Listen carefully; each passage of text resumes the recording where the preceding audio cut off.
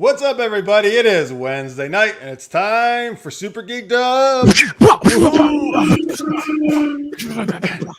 Oh, I love it. The Chewbacca roar there. That too. Amid our bad martial arts. Hey, everybody, I'm Jeff. This is Super Geeked Up. Thank you for joining us. This is your live geeky pop culture show. We talk fun, geeky topics, play geek-themed improv games. I'm joined, as always, by my co-host, Fernandez. Hello, everyone, and listeners, mate. When Chuck Norris does a push-up, he's actually pushing the earth down when he does That's it. right. Yeah. What? Oh, he's putting all the Chuck Norris ones in there, right? Right. Oh, the dinosaurs. That's what happened. Okay, now I know. I'm just saying. Yeah. Hello, Chaz. Hello, Chaz. Thank you. There's a whole bunch of people already in there. Hello, Chaz. And yes, Chaz welcomes our guest, he is a fantasy author. It is Jeffrey Nix. Welcome to the show. Fantasy. Oh. And Yes. touched on that. Talk about fantasy then. Yeah, progression fantasy. You said that in an email. What does that mean? So it mostly means that someone got bored on Reddit and decided to make a subreddit called progression fantasy. Right.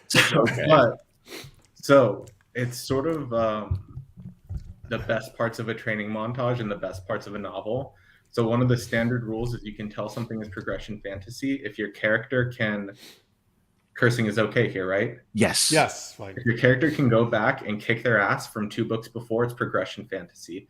So it's like focus on the leveling up, the getting stronger, proactively trying to beat the game and figure stuff out. Like, oh. That's my favorite part about video games is leveling up and like getting progressively better. Like that's like the thing that keeps me addicted to games because you do that. Mm-hmm. This is another term I've heard more recently. Is this different than lit RPG? I was just about to say that. So I think this used to be the baby of lit RPG, and then it went off and it started its own independent life and tried to show it was different. Because lit RPG has the same thing where you're seeing the number screens, you're seeing people get stronger, you're getting to see them try to like min-max their character so that they can do weird, incredible feats. I just finished reading Vainqueur the Dragon, which is hilarious, and it's a great lit RPG humor where a dragon is about to kill someone who's stealing from their hoard and asks what an adventurer is and says, no, wait, people will pay me money to keep eating goblins? And so the dragon goes out and tries to be the best adventurer in the world. And it's sort of like One Punch Man where he's hilariously dumb and overpowered. Oh, that's awesome. So lit RPG tends to be a progression because you have leveling up, but not everything is. I think the most famous one is Will White, who is the most amazing author. Like, I will take a day off every time he drops a book because I know that I'm not going to pay attention at work. That's awesome. Yeah, and he redoes traditional high fantasy from Japan called like Wuxia or Xanthia, but he does it for an American audience. So that's all about like getting spiritual treasures and cultivating and making techniques, which is progression fantasy because he's always trying to get to the next level of cultivation. Oh man! But he doesn't get to have a level or like feat of strength check for charisma. Well, I think I already know what I want to do for the next anthology. Jeez. Oh, we do? I have to look into this. All right. Progressive fantasy is a lot like Chuck Norris then? No, it's not because it started at 101 out of 90. Exactly. That's true. You're right. He had no progression. He was just amazing. He had no progression. Oh, man. Let's see. So also earlier in the chat, Scorpio says it's going to be some fun in the chat tonight. Yes, hell yeah, with you awesome folks for sure. Mm-hmm. That's right. Tammy, thank you for stopping by. But she does a lot of cosplay. She's getting her costumes ready for herself and her daughter there. So that's awesome. Thank you for watching while you do that. She's our little baby is all grown up and has its own Reddit. That's right. Yes, she does, and she's beautiful. All right, so we're going to hear more from Jeffrey about what he's working on and stuff and progression fantasy later in the show. But we like to start with our super geeky question. Hi, Kathy. Thanks for being here. Hello, Kathy. This is time for a super geeky question, which Francis asked for, but it also ties into another thing that Jeffrey is a big part of his life. Okay. Yes, look. Jeffrey Nix is here. He is a hugely talented martial artist. As a matter of fact, he's the inspiration for Kung Pao Enter the Fist. What movies, though, or shows that have absolutely no fight scenes would you like to insert an epic martial arts showdown? Okay. So this one is actually tough for me because when I was making my nerd class, I specialized in novels. If you asked me about video games, I would be lost. But I think movies and TV I can work with. Oh, all right. All right, hit us. What is it? And let's know in the chat sort too, of of want to course, your say, answers. sort of want to say John Wick and just see if anyone would catch that one. But They're Oh, like, yeah, there's nothing. That's more just like fight mostly scene. people sitting down and talking, right? yeah. yeah, exactly. I would love to see Scrubs. Because How did that not happen on Scrubs? I feel like they've I feel had like they scenes should where have. maybe you had a daydream sequence and he became a ninja. But Okay. like, can you imagine them trying to keep the like zany combi boop boop boop soundtrack while having someone having an intense martial arts fight? Well, I mean, shows like Community, even though I don't think Community did it, but a show like Community could get away with it. I would think Scrubs could too, because they have that really kind of zany humor. But I'm certain they didn't, because Zach. What's it? Is it Zach Braff? Is it? No, Yeah. who is it? Yeah. Him is. I don't know. They're doing all those commercials nowadays for the Verizon or whatever, some Yeah. company. Oh, Can They're actually you not pretty funny. imagine Zach Braff with a bowl cut and a Bruce Lee yellow sweatsuit? well, I want to now. Well, Yes, now I can't stop. that's thinking all I about it. want. That's all I want right now. Is that now? It's the curse you can't unsee. Ah, man. Let me think. Are there any other good ones? Yeah, keep that. Yeah. Well, What Francis, other what do you films got? and movies? Well, Jeffrey thinks. We can share our answers. Yeah, sure. Well, look, I've always thought that one of the biggest missing things, especially with Ryan Gosling becoming a kind of a bit of an action star. I'm sorry you have me at Ryan Gosling. I approve. Yeah, Just he was make- in Gray Man, right? It was that was his Yes. one of his movies. Yeah. That's a recent Netflix movie. That's good. He's an action star in that one. But yes, and look, he's also a lover, and Lord. I think The Notebook I knew you were going to say that. would have totally I knew you were gonna say worked that. with at least one in the middle, where Rachel McAdams and Ryan Gosling just in order to truly kind of find that middle ground when they fight in the rain, turns into a big martial arts fight where the rain slows down. Okay. And you just see them, across a muddy field. Oh, of course. That reminds me rain, martial arts in the rain fight. It's perfect. Yeah. That reminds me of a piece of writing advice I heard from, I think, Alexander Wales, where he's like, I think pretty much every Hallmark movie would be better if they were being literal when they said someone had inner demons. Oh, yeah. Oh, But man. It also reminds me, so when I was but a wee lad and my hair had yet to flee from me, my brother went to college, and before he left, he sat me down. He's like, listen, Alec, I'm going to give you a secret to life. You and I are going to go to Walmart after this, and you are either going to leave with a copy of The Notebook or a horror movie. And one day, there's going to be a very stupid girl who thinks you're pretty, and you're going to get to watch The Notebook with her, or she's going to try to hold on to you while you watch a horror movie and pick which one you want. So to this day, I've still never seen The Notebook, because one of his other pieces of advice was never say you've seen The Notebook or a Disney movie, because then women will invite you over and say, you have to watch Frozen with me now. I mean, that's not too far from the Wait. truth. But that's great. I want to watch all those Disney movies. I wish women would invite me over. Ladies, invite me over. I need to watch. So all the women that Jeffrey doesn't want to watch Disney movies with, you can come to me and watch horror movies with him, I guess. Well, that's the other thing. I was thinking, so as far as fight scenes, I think most horror movies would benefit from a fight scene, almost like Scary Movie style, where the ghost is taken into the bed. Yeah. That was one of the other things I was thinking about. Again, when I was but a wee lad on the rolling hills of Ireland, I watched The Woman in Black, and I was looking at it, I'm like, I mean, spooky, scary, but also, that lady's super old. She's like 90. I don't care how old that ghost is. Like, her bones are brittle. I could take her in a fight. And I remember after I saw Woman in Black, I went to my mom, and I was sort of trying to convince myself I was tough and I shouldn't be afraid. I was like, hey, Mom, you know how you said I should never fight a girl? She's like, I'm aware. And I'm like, what if? It's a ghost. Do I have your permission and the moral blanket of my mother saying so? If a ghost haunts me, I can just punch her right in the face. Jeffrey, yes. Oh, You can punch a ghost in the face. I don't care how old she is or if she's your senior. Don't respect your elders. Go for the throat. go for the throat.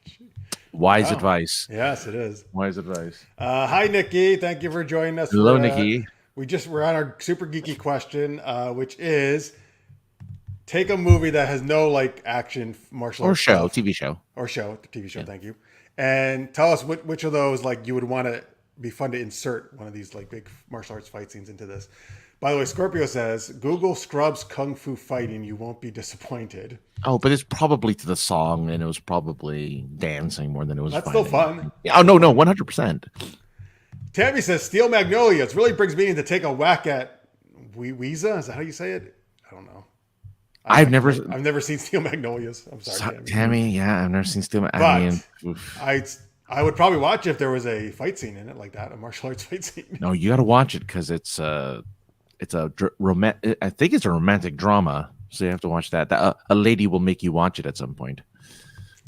How about the Ten Commandments? Sycamore Matt says after Ramses pushes Moses too far and decides that frogs, flies, and snakes aren't doing the trick, so he's just going to whip Pharaoh's self-righteous butt. Yes. Who played good. Who played Moses in that movie? Was that Charlton? Was it Charlton Heston? Is that right? Yeah. I mean, I think so. So. That guy's a badass. He could totally do it. Mm-hmm. He'd throw punch. He would have thrown punch Ramses, but then Ramses would never get a chance to. I think Ramses was also the King and I guy. So let's. Oh, and he was also in oh my god, that one cowboy movie. That really narrows it down. Crap. Oh man. All right. Anyway, Necrodia says, "Hereish, Greece needed kung fu fighting. Hey, they could put a song to it. They could do it in a song." I was gonna say one day there should be a kung fu musical. Actually, I haven't read this book, but I want to track it down. I have the author's name written down somewhere. He wrote a comedy series, and he was on a panel with me about fight scenes and writing. And someone asked what his background was. He's like, I write comedy, but technically there was a fight scene in one of my books. And everyone looked at him and he's like, yeah, it was from the perspective of the security guard who was extremely puzzled when he looked across the street and saw the dance fight between the Jets and the Greasers. I mean, you gotta, flare your hands up into the air if you're gonna fight. Yul Brynner, thank you. Magnificent Seven. That's what exactly I was thinking. That's the actor you're thinking of. Thank you, Matt. Yul Brynner, yeah. Speaking of Greece, in April, I think, Rise of the Pink Ladies TV series comes on Paramount. It's the Pink Ladies from Greece. Oh, cool. All right. Yeah, so it's all about them. A little bit of a prequel, I guess. Tell me more. Yeah, I will. Pretty Woman. I know there's a point where Richard Gere punches Jason Alexander. There is, but it should break out into a kung fu battle. I would love to see Pride and Prejudice and Zombies. Well, that has built in. I've read it, but that's got to have fights in it, right? Oh, totally. Oh, yeah. Yeah. She's secretly trained in the art of the katana, as any woman of high society should be. I love it. So yes, Vivian, Julia Roberts' character, should be a secret martial arts expert in Pretty Woman. Mm-hmm. She's an assassin. She defends herself against all those, would-be suitors. Yeah, all the suitors that's and not then Richard people like Gere. Jason Alexander, the assholes. Yes. It's like a Drunken Fist style, except instead of staggering, she just selectively faints. She swoons as part of her martial arts. Yeah. Whenever someone tries to stab her, she clutches her pearls, and then you see an arrow tuck between her fingers. Ooh. Oh, I like the grabbing the arrow thing. I like that. Picard versus Cisco versus Janeway Throwdown. Oh, hello. There's the first Star Trek reference of the day. Well, I do like that Archer wasn't put into this fight because he would obviously win. You mean he just tried to cause trouble. I mean, listen, Cisco would win that fight. Actually, I guess it would be the captain, the original captain. I forget her name. of Discovery, who was played by Michelle Yeoh. Oh well, she would fucking win. Yeah, she would win. Yeah. But I don't remember her I name. can't think of her. Yeah. Georgina. Georgia. Yeah, Giorgio something. Something like that. Georgia. Yeah. Something like that. But out of those three, are you a Star Trek fan, Jeffrey? I have a basic grounding in Star Trek because that was my dad's show. Oh, nice. All right. Okay. Mhm. Kirk would win. He wasn't an option in this choice. But Jeffrey was he was saying that that TOS was his basis. He didn't say that. He said he has a basic grounding in Star Trek. How do we know? Maybe That's Next true. Gen was his dad's show. It was probably. I don't think you need to know too much about Star Trek to just see the unmitigated power of the Kirk double hand hit. Boom. Yeah, it's completely impractical, but Donkey Kong uses it in Super Smash, so it has to work. Oh, good. Thank you for saying good, that. Good reference. Good reference. Because I've been watching a lot of Deep Space Nine recently, which is my favorite. And they do that all the time. They're like doing this and they're doing this. And I'm like, oh, there's no power in that. It's so ridiculous. Like, what do you do? Stop it. Which bothers me the most because Riker apparently learned a martial arts called Tai Chi Chuan, right? Like that was his martial arts in Star Trek. Like he did it in the holodeck. Yes. And I'm like, you know something. You supposedly know a martial art. Yet you But keep did Riker ever do this? I don't know. Oh, totally. They all do it, I guess. They all did it. Everyone did. Except Worf. No. Sounds like he has a black belt in Bullshido. I'm stealing that. I am so stealing that. Oh, That's it's great. a thing on the internet. If you look up Bullshido or McDojos, oh, it's the best. McDojos. McDojos are where if you bring your kid in for at least 6 months, they'll end up with a black belt. Oh, it's beautiful.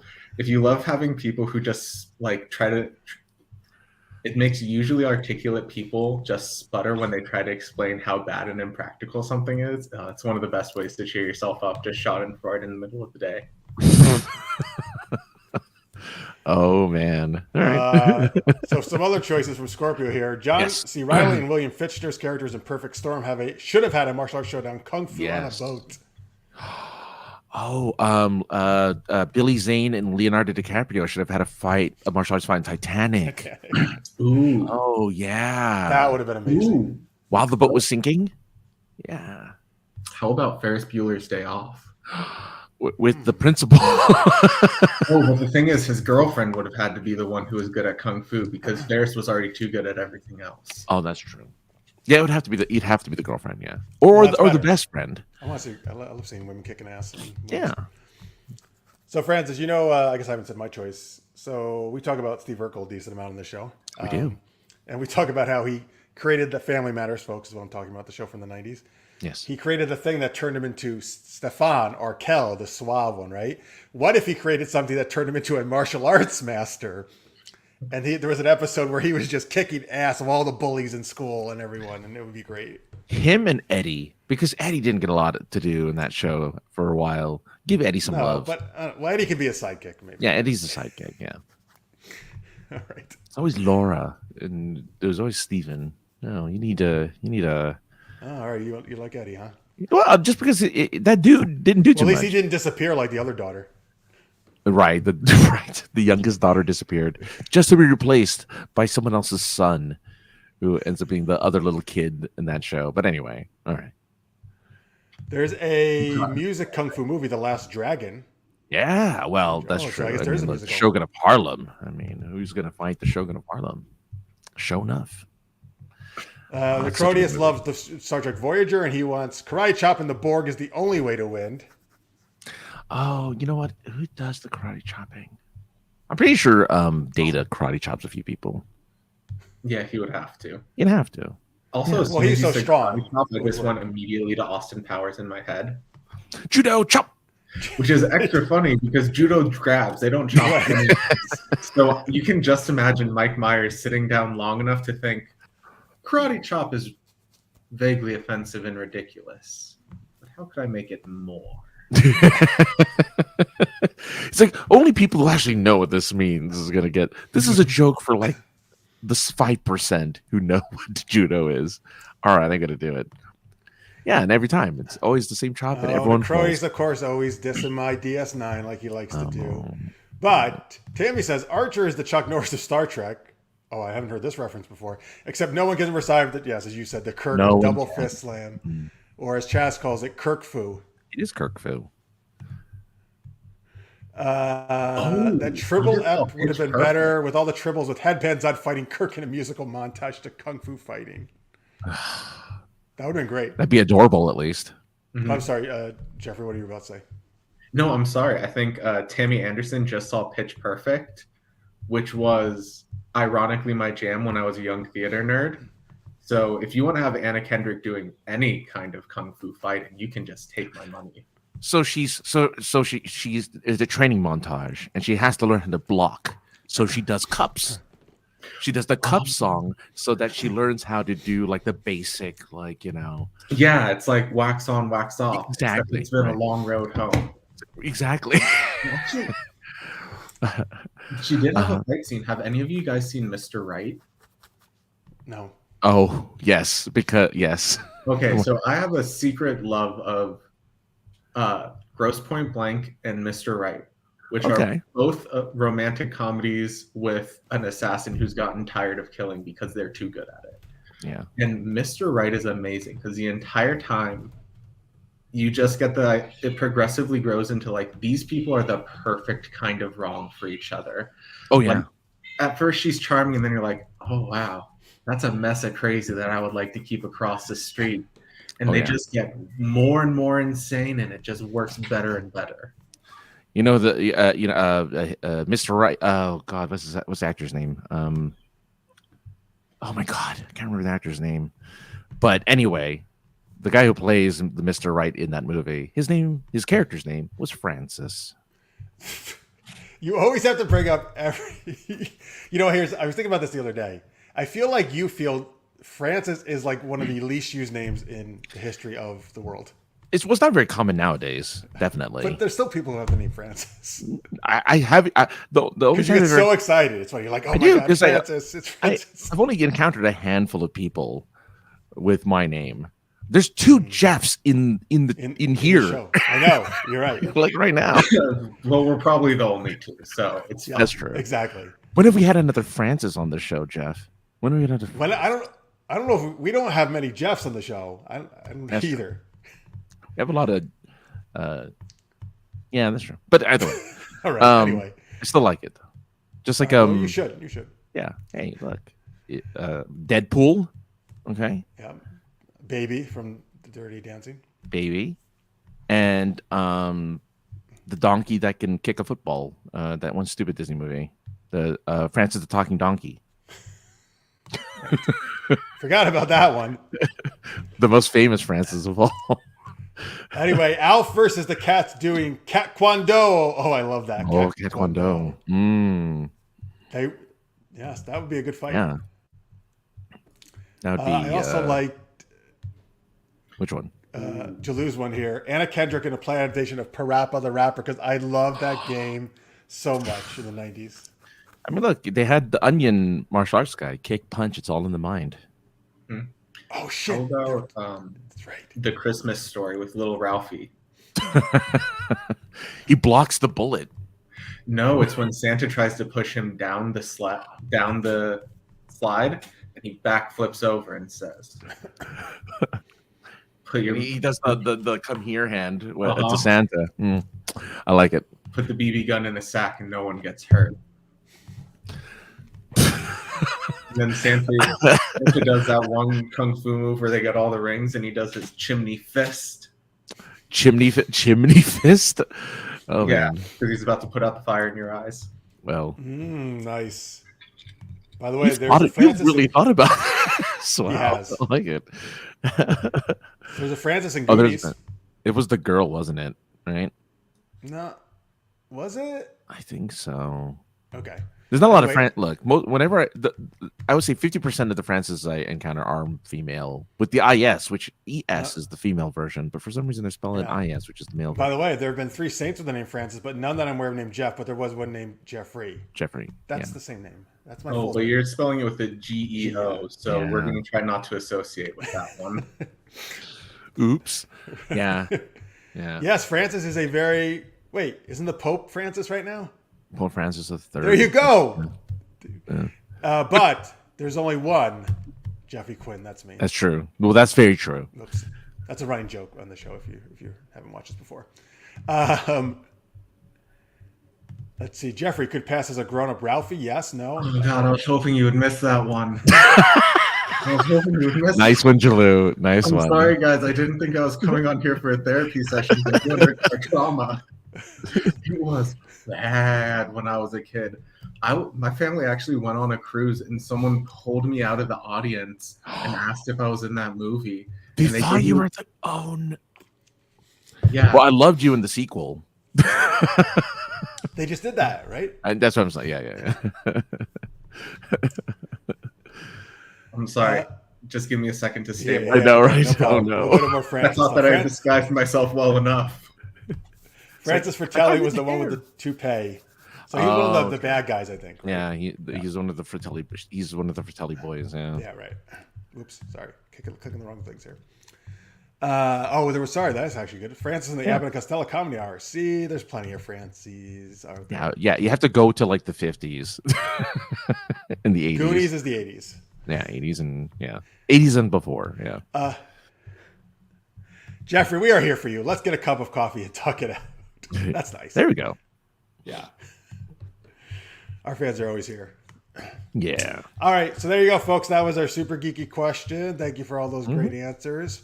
Let's do our game, their geeky game of the night. Super-Amazing Acronyms. Playing a game? We are. You're hugging your mic. I was like, what's going on over there? Making love to it. Sweet love. Anyway, how this works is, well, first off, what do we want to ask them, Francis, as like the setup scene before we start getting crazy acronyms in this chat? Well, normally they pick up the scene, don't they? Yeah, but what should we what kind of prompt? I'm trying to remember what we usually ask them as a prompt. Yeah. What's the? Well, it's usually just what the we could either pick characters or scenario. But usually it's better with just scenario because the characters actually don't matter in the grand scheme of things because we're just Yes, that's true. Pulling the acronym. So, chat. So what are the three of us doing right now? Yeah, what are we doing? I mean, not like literally what we're doing on the show. But Right now? What are we doing at this very moment? Put that in the nope. Here is a scenario. The three of us are doing what we're doing. Then what we're going to need is a whole bunch of acronyms from you guys, not real ones like LOL or BRB, but ones that you just make up. And as we do our dialogue, at the end of our dialogue, we're going to have to use one of those acronyms and we throw it to another person. And that person has to say what that acronym supposedly means and continue the scene that way. We're going to keep going around like that. So one suggestion from listeners: make 3 fans sitting in the audience of a martial arts tournament. Oh, that's perfect. Of the Valley All. Was it The Valley All. Shit, I can't think of it. The Karate Kid tournament. Yeah, the Karate Kid tournament. It's the All Valley. I don't know. I don't remember. Man, I still haven't finished this latest season of Cobra Kai too. Oh, good for you. Please don't. I like it. Anyway, All right. The Valley whatever tournament. All Valley tournament or something. The All Valley tournament. Martial arts tournament. We're in the audience. Okay, great. Yeah. This is perfect. Okay, now so folks. Grab him by the dick and twist. Is that in? Wait. No, Did I miss believe that? it's in Cobra Kai. It's not in that's Karate Kid. That's just my favorite YouTube video. Good old dick twist. I mean, that's effective in real life. Oh yeah, that's a killing move. So in your vast martial arts experience, have you ever done the dick twist? Okay, so someone just sent me a link today to someone who trained with Chuck Liddell, and it was a wrestler talking about one of the forbidden techniques. Have you guys ever heard of something called an oil check? I thought it was called a lambada. No, is that the one where you stick your fingers up? Yeah, it's sort of like forbidden jutsu. But if people are like hunkered up and guarding themselves, wrestlers like professional Olympic wrestlers will just, I heard them calling bowling ball someone, because no matter how well you're trained, there's no one on God's green earth who doesn't react to that and start moving in a certain way. So he was like, yeah, they'll just grab and they'll flip you over by it. Oh my God. So I've never seen the dick twist. And you can tell that I've never experienced an oil check because I am neither committed to a prison nor an asylum. because that would break me. Yeah. Ooh, geez. Okay. Well, there you go. No, I was just curious. I mean, you never know. You never know, right? Like, but I love keep doing these great pop culture references with like the forbidden jutsu and stuff like that. Man, look at you. You are definitely well trained in the art of pop culture. Damn. Thank you for these suggestions, folks. Now we need we are gonna go with the tournament one, but I like to show you about how you want us to do Spider-Man. We need a lot of acronyms now. Oh yeah, acronyms. Just put a whole bunch of acronyms in the chat because we need to use this in the scene. We're gonna we all these are great, but we're gonna use the one about we're in the All Valley until someone corrects us. That's what we're gonna call it. Audience of the All Valley tournament. I mean, whatever. In Southern California, where Daniel LaRusso. Yeah, in Encino, California. That's where he was from, right? Yeah. I don't know if that's where the tournament took place, but probably nearby. There we go. Thank you. Thank you, guys. Thank you, Julian, for starting us. Oh, no. Listeners made for starting us off. Oh, he did. Yes. Okay. No. So. Oh. I just love when Curtis does Voyager and like because he just wants me to have to use it. No numbers. Almost looks like Jeffrey's taking notes. That's good. He's serious. Oh yeah, I see a couple of them that end in Q's, so that way we know there's mutually assured destruction if one of yes. Oh yeah, we like to do the crazy ones. Well, at some point someone's just going to put Q. All right, I guess I'll start it off.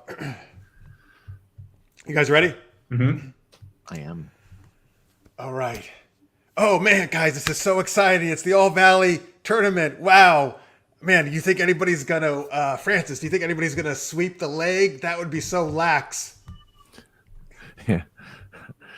Yeah, but I hear the guy that's doing it is terrible. LaRusso, yeah, that's what lax stands for. Is LaRusso always exaggerates. I mean, oh my god, that dude is always thinking he's the best just because he had some guy from like a foreign land outside of, Riverside, which I'm the only one that knows what that is. Anyway, but look, it doesn't matter, Jeffrey. I mean, someone's obviously going to be the ton, right? Yeah. Yeah, definitely. The total original newcomer. It's a classic TV trope. The only way that they could be more dangerous if they were a young farmer's lad who just wanted to stay and till their fields. We all know what happens when one of those comes to fight. I hate it. Chosen ones. I see a lad with a headband, and he's giving me some major ISS vibes, right, Jeff? This one? ISS, yes. Mm-hmm. Oh, wow. So many ISS vibes. Talk about your individual sexy sultan. Because you see, he's from far away, just like apparently LaRusso's mentor. Not the same faraway land, but he's dressed like a sultan. I don't know if he is. Maybe he just likes the cosplay. Who knows? It's an interesting, not a gi. It's a very interesting outfit for the All Valley tournament. Haven't seen that before. Gotta keep our eye on this guy. But hey, let's not forget, Francis. There's also a very exciting women's competition this year. And I think you better watch out for Shrewberry. Shrubbery. Sorry, I always mispronounce that name. Oh yeah, yeah. From the Nights You Sing the Emporium. Who say Eki Batang? Yes. Oh yeah. The Ladies of Shrubbery, the sensually heroic, really underappreciated but beautiful in every realistic yearning. Don't the yearning part, that was just me. Sorry. Sometimes the ladies just get me going. But yeah, it's great. Oh man, I love that they're really getting into this tournament. I can't wait to see my favorite martial artist out there. Just an up and comer. Jeffrey may have heard of her. She's what people like to call a nerf. Oh, a nerf. Yeah. Yeah, I've been paying a lot of attention. There's been some real shrewbery vibes for me too. I don't know. I don't know how anyone could not look at these competitors and just yearn for them. Who doesn't want a burly warrior princess to carry them through? At the start of the pandemic, they were talking about apocalypse warlord material, but I'll take an apocalypse war lady, which is why I like the nerf. The nuptial evading rhythmic finalist. You chase and chase, but you never get closer. Exactly. Oh, I know. Yeah. Hang on, sorry. I lost part of that. Nuptial evading, what was it? Rhythmic finalist. Oh, of course. Yeah. Come on now. Mm-hmm. If you have a woman who's going to hold you in her burly arms, you might as well do it to a rhythm. So I was thinking, do you think we're going to have one of the SAF scenarios go down like we did at the 2020 games? What do you think, Jeff? Wait, is it SAF or ASF? What is it? SAF. SAF. Okay. SAF? Oh, one of the SAF scenarios? That's a good question. So, if I recall correctly, the SAF was when silly aardvarks farted. And Yeah. it was so strange. These guys dressed up as aardvarks, and they all ran, and they came into the middle of the tournament and just broke everything up, and they were farting all over the place. And it was just a total disaster. Like, what the heck was going on? It broke up the entire tournament. This was awful. And the farts were so powerful, they had to take like a half an hour break just to clear the arena of the smell. Yeah, you can use the leg, but they swept the floor. No one was on it. That's true. Yes, that's a good point. Where's the rim shot? Yes. Does anyone have a rim shot? All right, Francis, but what can we do to prevent that kind of scenario happening again? Maybe you have some good ideas. I know you used to work in security. Maybe we can use some resin. Well, of course. I mean, look, when you have your ridiculously elevated, super interesting nerds out there just really paying attention to everything, right? That's what nerds do. We pay attention to everything. We make up games about stuff, and they're elevated so they can look. And we're elevated. They can see from they're on the, like those chairs that are really high up when you're a lifeguard. Right, they brought the lifeguard chairs into the arena. Yeah, they had to. They had to in order to do this properly. So luckily, with them really just nitpicking everything as us nerds do, you know what I mean? We can definitely make sure that that situation again with the aardvarks never happens this year. As a matter of fact, Jeffrey, I feel that we have probably the pinnacle of tournaments going on here, and the organization that's running it, or WGGT, They're the ones. It's under Nerf. Okay. There you go. WGGT. They're the ones running this place, right? And they're the ones running this tournament. I think they've got this covered. Yeah, the world's greatest grappling tournament. They have a really good setup for their team. But the problem is, I hate to say it, but you said that nerds were nitpicky. Actually, I'm a geek, and we never nitpick anything. So I don't want to be a total MK about it, but you know what? I'm sorry. I'm getting a bit verklempt. Jeff, can you talk about something positive? Was it MK? Okay. Just I don't want to MK? be MK about it. So it's 2 letters, right? Yes. Okay, MK. Yes, I sure can. We should stay positive here. You're right, and not worry about aardvarks. And I'm trying not to do something like that actually makes sense here. I know. I mean, when Jeffrey uses... Okay, multiverse karate is a new style that's being introduced that this tournament I hear. I don't totally understand this, but I mean, I love watching this stuff. But apparently, this one dojo says they've traveled to different universes and learned karate that doesn't even exist here on our Earth. Oh my God, it's like blowing my mind. This multiverse karate. This could be a game changer. I don't know if people have ever seen this before. If they'll be able to counter it. But I do feel we need them to see soon. So, Right. So Francis, Yes. I think the tournament's about to get started. Let's just wrap it up with our favorite chant that we like to do every year as the tournament starts, which is. I hope it's what Scorpio said because I near the bottom. Oh, sure. Okay, I was like, balls. Balls. Yeah. So Francis, lead us in the cheer.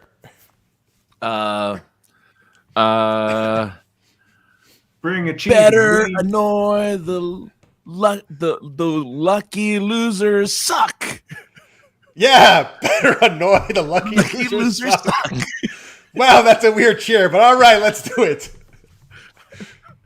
All right, there we go. End scene.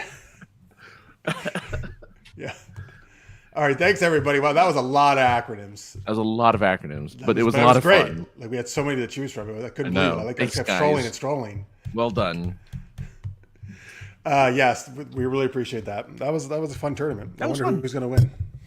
I was worried for a second that that the tournament wasn't going to ever happen. So I'm glad that we finally got the tournament going.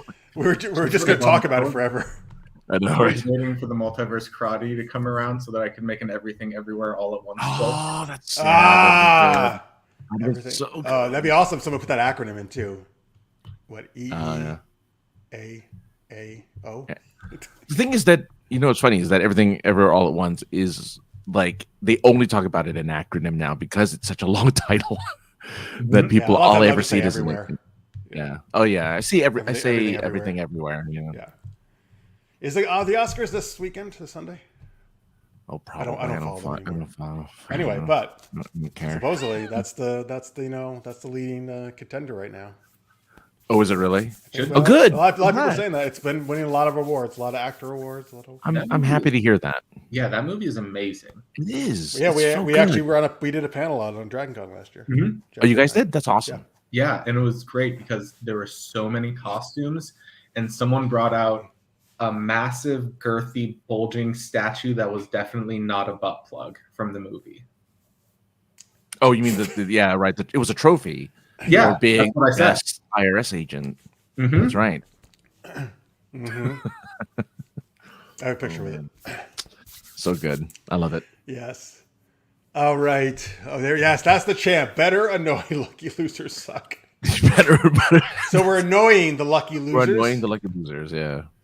Yeah, not so lucky, huh? All right. No, not anymore. None that we're annoying them. You're right.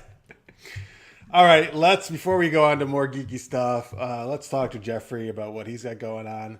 So, you want to, so your progression fantasy, do you want to tell him anything about your current project or what you're working on? Yeah. So the last project I worked on was Impractical Magic. That has been put on indefinite hiatus because that was a team project and some of us ended up getting married and going to school. Oh, how dare they? It's disgusting.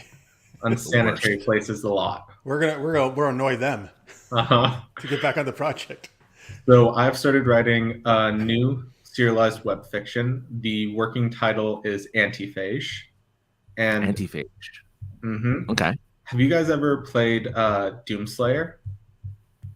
Doomslayer. I mean Doom, but not Doomslayer. Maybe it's Doom. I don't know the name because my friend was playing. It was actually hard enough that he called me out.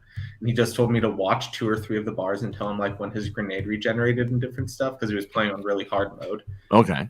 So I had a weekend where I just hung out while he played Doomslayer or Doom for like 6-7 hours. And then I immediately went to my family who had never seen John Wick before. And so I had a really long drive and I was trying to think like, is there any way those could work in any medium other than visual? Because it's nothing but carnage and chaos, like pretty colored carnage. Yeah. And so I ended up making my current series Antiphage. And it, at least in the start, is set up as a sort of multiverse tale, except humans are one of the most common creatures that are summoned and bound as familiars by everyone else. Oh, That makes sense to me. I like that. So we have a group of humans that get summoned, and they end up having to they escape, and they end up having to do Red Dawn in Hell. In hell. yikes! And slowly figure out magic and level up until we get Doomslayer John Wick level antics. Oh, fun. Okay. Yikes! They're trapped behind enemy lines, going through the flesh trees, the skin forests, and having to attack the various people of Hells.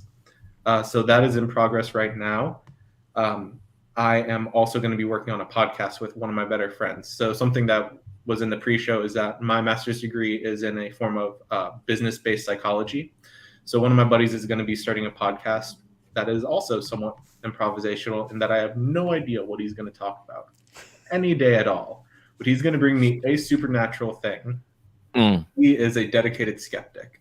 So we're going to go back and forth for his part on how someone could actually prove this was real or not. And then my part is trying to see if it was real, how could you take advantage of it? Because if you think about it, and you have a statue that can cry tears that will heal anyone, there is no way that like Kim Jong-un isn't trying to snatch that and stay alive forever. Exactly. Right. Yeah. That was a verifiable fact. You could just do all sorts of things. Like, can you just imagine how much people would rent it out for like human testing?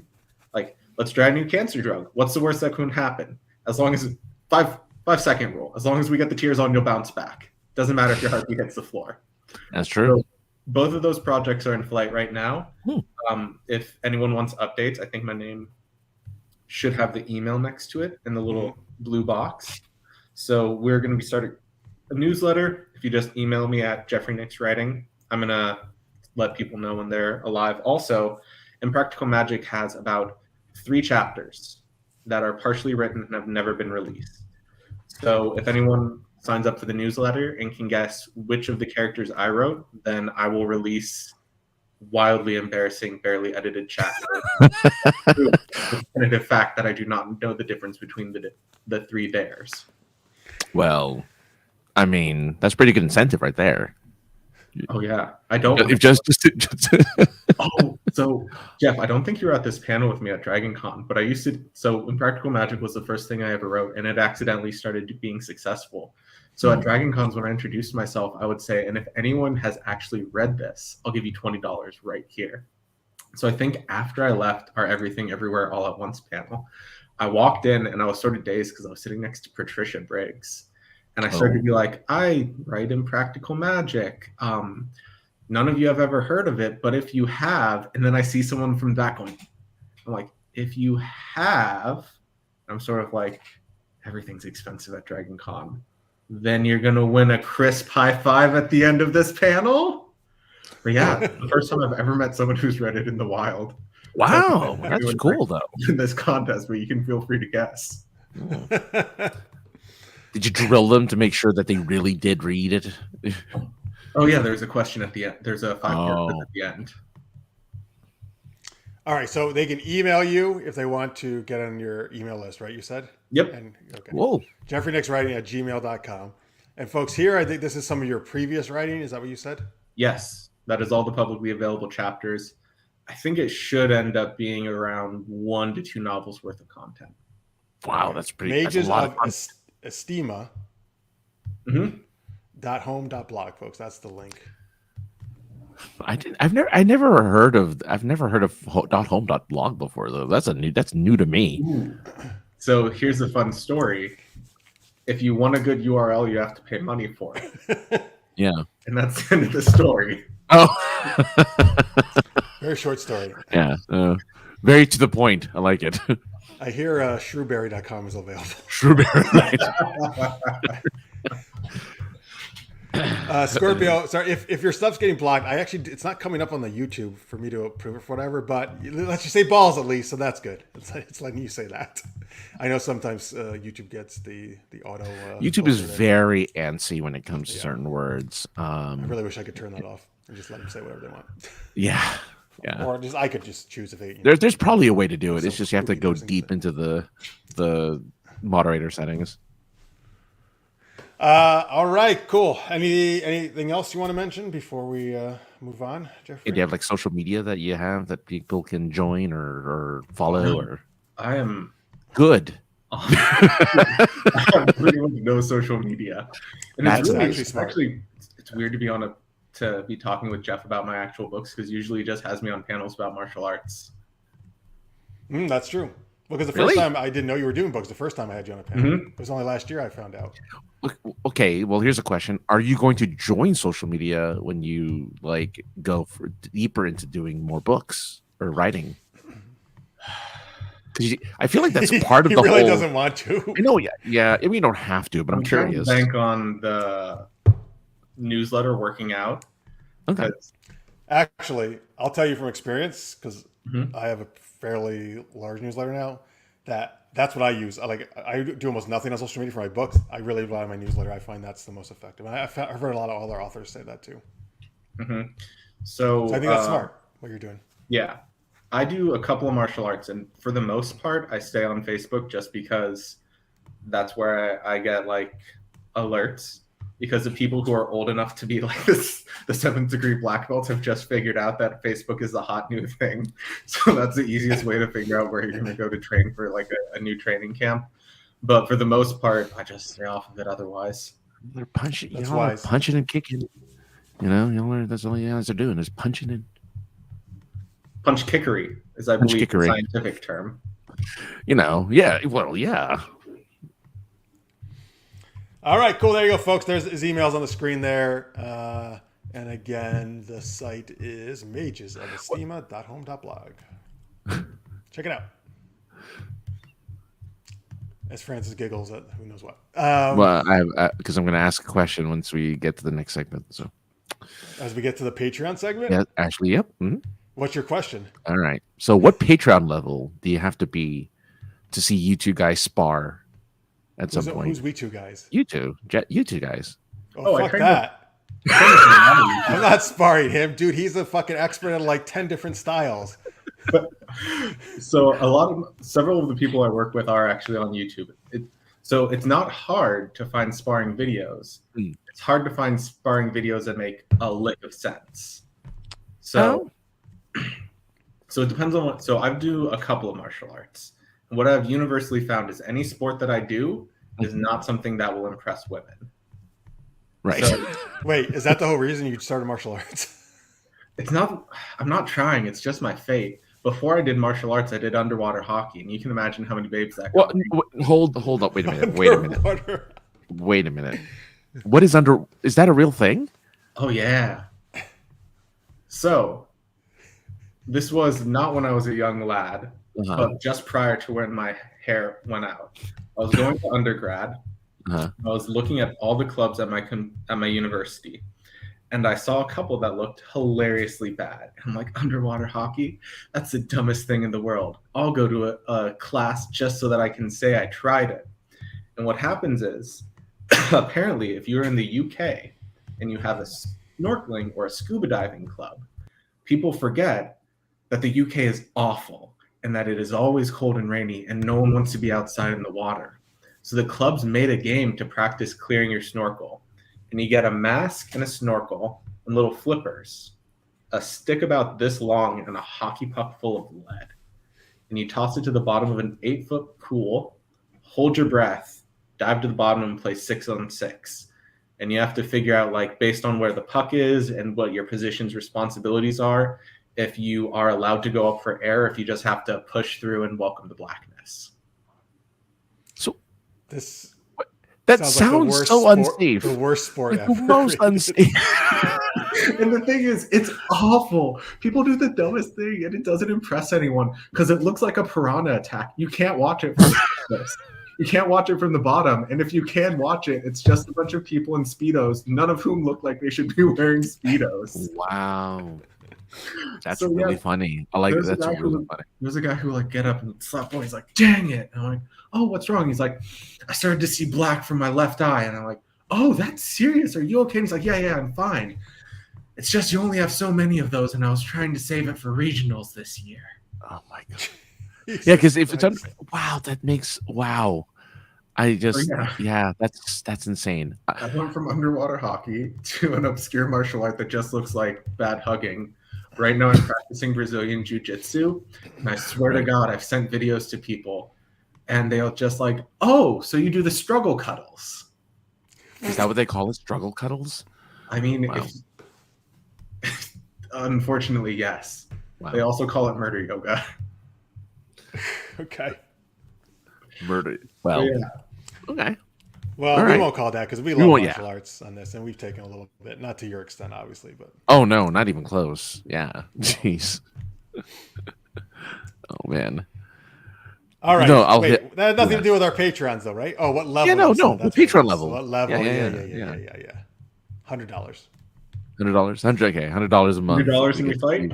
You guys can fight. Whoa. He said spar. Hank, if we're really gonna fight, way higher than that. I'm gonna get my It's a fucking form ass of kicked. fighting. I don't know. I'm a delicate flower. No, all right. Well, that gives me a little bit of hope. Delicate flower. All right. Anyway, speaking of our patrons, these are people who are pledging each month to us to help us do our geeky shenanigans. Thank you guys so much for doing that. You can go to patreon.com/supergeekedup. You pledge any amount you want, $1, $2, $5, whatever. If you're $10 or more a month, though, you get a super shout out, special shout out, like we're gonna do right now.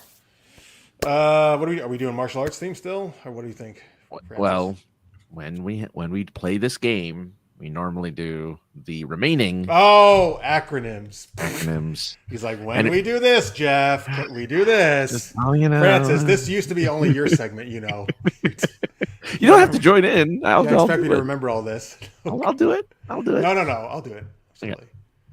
All right. So, we got to go back and get the acronyms then, huh? Yeah.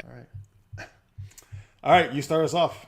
Look, Maria and Justin Duran, KLI brand, you guys are the Lomax of patrons, the just lovely oval marked Anglo-Saxon X-rays. They're not actually Anglo-Saxon, but okay. They're They're Asian. not X-rays either. That's fine. Jeez. All So right. don't forsake anything with Lomax. What a great start. Yeah. Well, Craig Allen Poole, who hopefully will be on our show next month again. Nice. You are Sivu. You are one sexy elephant, always vying underwater, just like the underwater hockey that Underwater hockey. Jeffrey plays. Mm-hmm. Look, Rachel J. Of course, you are the Yeet, a young, exotic, elegant temple of a person. Nice. Because your body's your temple, right? And you are you're elegant with it. So thank you very much, Rachel J, for being so elegant.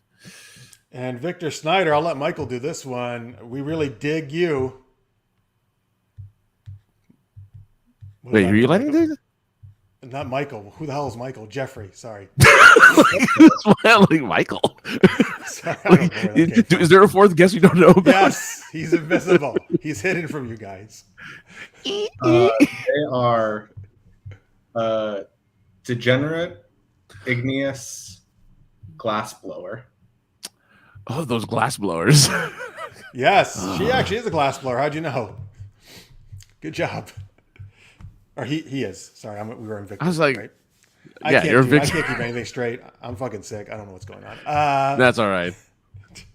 Look, this one. Sorry, Tammy Anderson, but you are a PPAP, which is I know what that means, and I kind of want to use it just because I don't think Jeff's ever heard of pen, pineapple, apple, pen. What? No, pen, pineapple, apple, pen. It's a song. Pen, pineapple, apple, pen? Yeah, it's a song, Japanese guy sings it. It was like the #1 hit for like a few months in like 2019 or something like that. It was like, it's an awful song. I mean, it's not awful. It's actually really catchy, but It's pen, catchy in pineapple, the apple, worst way.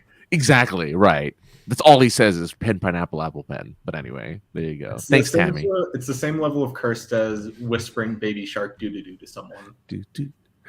Oh man, especially if you're like a parent of a small child and you start saying they hate you because it's stuck in their head and it'll never leave.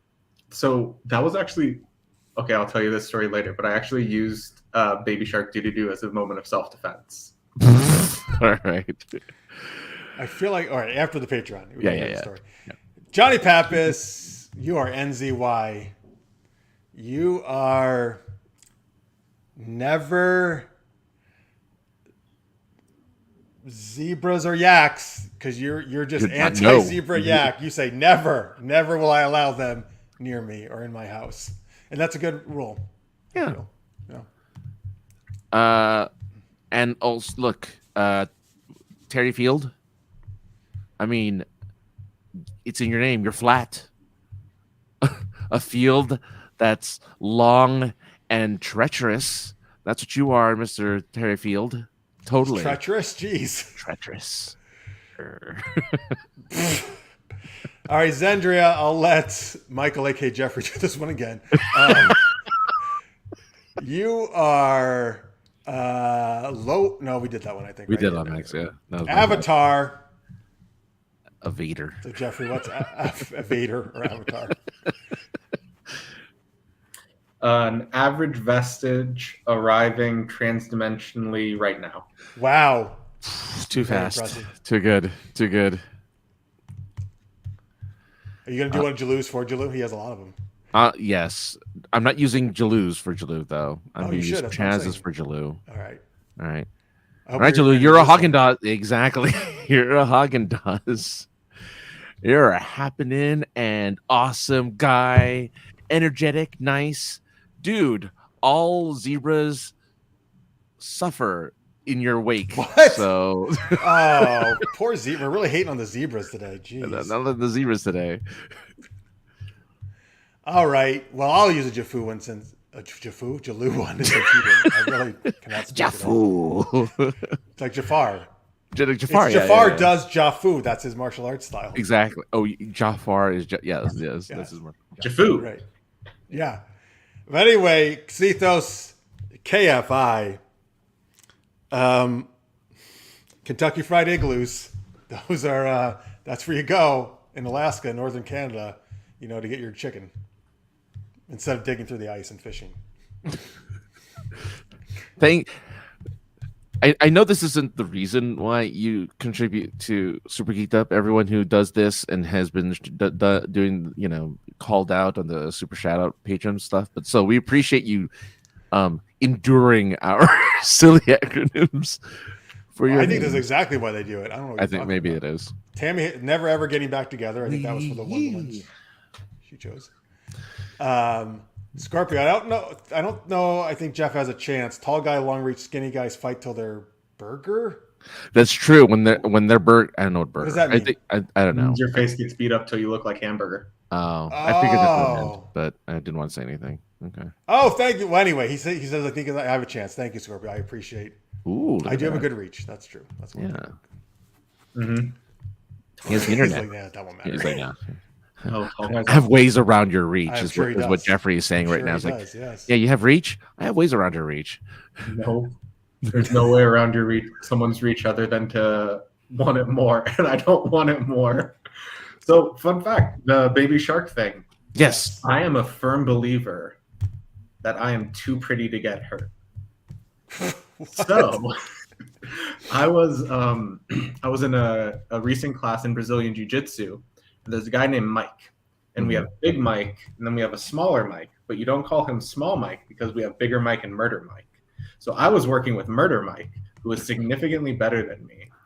And the reason that I was able to keep any amount of improv skill to this fateful encounter that we have been led to by the hands of destiny is because every single time I get ready to work with Murder Mike, I will just think up a string of stupid things to say to him because no one hurts you while they're laughing. So he would get his hands here, and I would start like, "Baby shark, doo doo doo." I'll jam you, doo doo doo, or start trying to grab me. I'm like, I don't think I like that. I'm not about that at all. Start playing patty cake. It's the ultimate self-defense technique. No one can look at a man playing patty cake and want to do violence. When I find myself in a fight and I do either of those things and I get my ass kicked, I know who to blame. It's like, why are you singing Baby Shark? I feel that make them more aggressive. I think this is excellent advice. So did that work? Did it like make him laugh? Oh yeah, it does. That's actually one of the best ways that I get out of things. Just being able to like. What's the best way? What's the best way to get an armbar? Well, let me tell you a joke. Let me sing you a song. The song of my people. If you start singing Marvin Gaye's "No One Wants to Touch You." Oh, like sexual healing? Yeah. Yep. Or maybe you can sing like the Divinals, "When I Think About You, I Touch Myself." Yeah. Oh, that too. That's actually a good one. Yeah. Uh-huh. There you go. Friends, keep in mind, this is in practice he's talking about. He's not advocating real life necessarily to do this. Or maybe he is. I don't know. You never know. He's like, Francis, you go test it in the real world and tell me how it worked. I've surprisingly, when I should have probably gone to a few fights, I've never been in a fight. Neither have I. That's excellent. Oh, there you go. Me neither. Yep. It's because Besides it's because we're too pretty. It's just really, it's really the case. Well, I believe that. Jeffrey and I are really pretty. Yes, No, that's never definitely. big guy with glasses. That too. We all have glasses. Oh, good. Oh, okay. Yeah. That's what we wear. You seen Derek Zoolander? I've been practicing Blue Steel the entire time, and I think people can tell that I have an ultimate move. You have to get the pouty lips and the little squint. And then so when you do the Blue Steel as they're punching you, at least your face is already kind of crunched and ready to take the punch.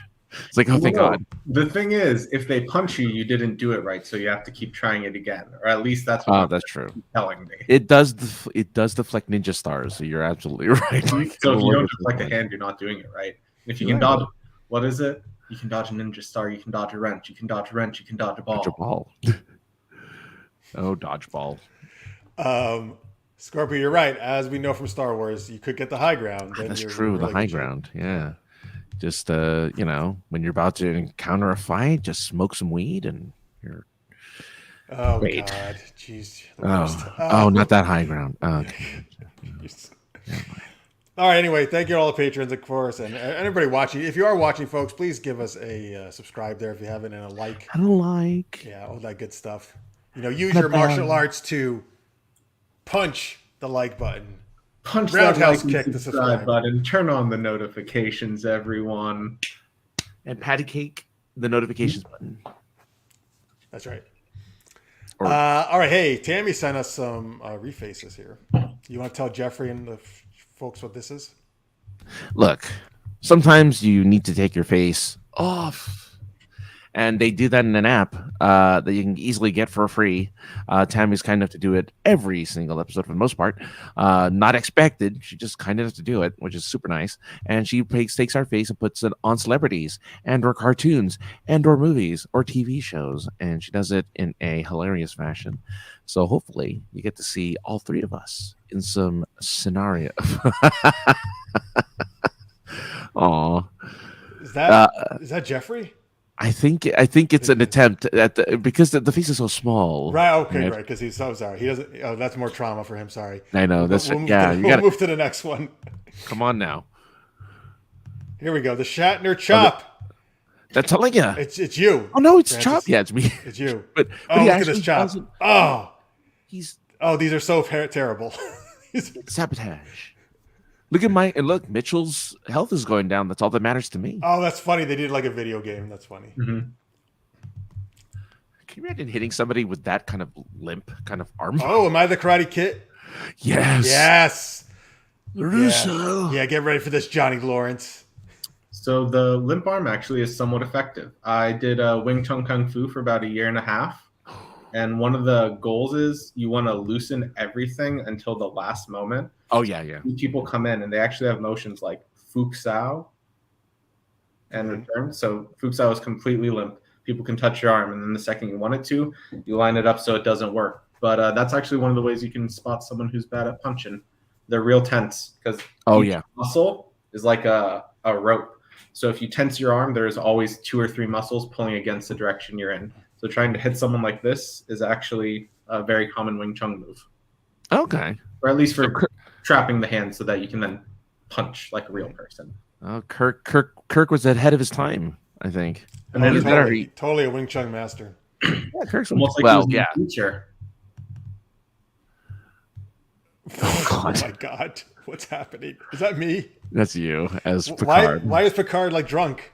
No, he I know he gets like the light hits him and he passes out. I think this is the one where he goes. Like, this is romantic though. Riker's like, "Oh, I've got you, Captain." Oh, this is when he went. This is episode where much. Look at that. What was that? Sorry, what was that, Jeffrey? Riker's willing to catch everyone. It doesn't matter that much. That's a good point. Oh, there you are as Riker. Speaking of which, look how fast! Wow, you're so fast. I know Jeffrey's so fast. You're like the Flash. All right, hang on. I'm scrolling down here. Who do we got now? Oh, you're everything everywhere all at once. Oh, you're Michelle Yeoh. Look at you. I'll take it. In all of your hairstyles. Man. If you ever decide to wear a wig, you know you now know what you can look like. Oh, I think it's Francis from Bloodsport. I haven't already decided. Look, or it's the guy. You're the guy from Kickboxer Bloodsport or whatever. I'm the what's his name? Look at you do your chest muscles. Oh yeah, my bicep. Yeah, I mean, look, it's why I do that in real life, jackets. Right? I don't want to show it off so I wear the thick jackets so that you don't. Right, you don't want to make us feel bad. $100 a month Patreon subscriber to see it. Exactly. Yeah. Yes. Yeah. Oof. Dude, we bring in so many people with that. Yeah. Doing it now. Yeah, see, Chaz, I thought it was the one where he learns how to play the flute. Inner Light, right? This one's not loading. Boo, boo, boo. Let me try this one. What you guys have with the multiverse? Yeah, that's what is that from? That's Doctor Strange. Yeah, that's is that the new character in Doctor Strange? I forget her name. Yeah, I haven't seen it, but I know who this is. I want to call her America Ferrera, but that's an actress. But is her name something like that though? It is. Yeah, I forget her name. The character's name is something like that. All right, let me try this one. Australia. Oh, the multiverse is real. Who are you though? I don't know who that is though. It says Spider-Man: No Way Home. Oh, you're Peter Parker. So you must be. Right? Is he Tobey Maguire? No. No. He might. That might be. Right, well, Tam, you're gonna have to let us know. It is America. Oh, it is. Oh, you're Miles Morales, right? Miles Morales. Oh. You look good in the cartoon version. I mean, look, as long as I get to be with Spider-Gwen, I'm cool with that. That works for me. Oh, really? Do you like Gwen? I'm always an MJ girl, a guy. You're an MJ girl. I'm an MJ girl. I'm an MJ girl. I mean, look, MJ. I think even though they just retconned MJ again in the latest Spider-Man comic book, where they are no longer married and longer in love. It's now Peter and Black Cat are now the new. This is amazing. I'm Van Damme and you're the other dude. She always thinks me as Van Damme. This is great. I love it. Well, you did the dancing in this movie. There's a gift of you dating. Yeah. But this is even better. We're in a band. Oh, we're playing Fortnite. I was just thinking of that. Yeah. Oh, my Bruce Lee. You're Chuck. Oh, you're Jeffrey's Chuck Norris. We are having a. If I get to be Bruce Lee, I will take you on. Oh my God, the hair. The hair. A little bit more chest hair, but I'll accept this as reasonably accurate. Is this the one where he ripped out his chest hair? He rips out the chest. Hopefully the GIF goes that far. Oh, it won't. The GIF won't go that far. But he that's his first move is grabbing a fistful of his chest hair and going and blowing it, going like that. Oh, he doesn't whistle, but yeah. He whistles when he does it. He doesn't whistle. I whistled. Oh, this was hard to see, just to say how. But it's the same. It's a blood sport thing. Yeah. You break my friend, I break your record. Last one. We are just too pretty for God to let us die. Oh, and Tam, you're good. You're good. What is this, like Private Ryan or something? What is this? Do you know? I don't know, but man, movie. All I know is that it's true. That is an accurate statement. Mm-hmm. Thank you so much, Tammy. Those are great. Bruce Lee was my favorite. I get to be Bruce Lee. Yeah. Evening, Pierre. How's it going? All right. Oh yeah. Let me get back to the chat now that I shared all those references. I don't. Well, Tam, we know it's Peter Parker, but which version of Peter Parker? I guess is the question. I was telling you, it was Tobey Maguire. I mean, Oh, it is no, Tobey Maguire. No, Tom Oh. Holland, I think, right? Oh, I mean, it could have been, I guess, one of the other two, but yeah. it No, was no. Tom Holland because they're all in it. But yes, hello, Pierre. Thank you for watching. Firefly. Oh, that was from Firefly. We're too pretty. We're too pretty. Oh, I would not have guessed that. Very interesting. Which makes very much sense. I don't know what inner light is, but thank you, Chaz. We all have inner That's light. the episode. That's the episode of TNG where Okay. he gets the flute. Damn, they're so good when they know the episode like that. Mm-hmm. Then High ground rarely works in paintball, but at least I injured the GM. Oh, were you playing in paintball? Really? Did you like take your D&D group and go play paintball or something? That's cool.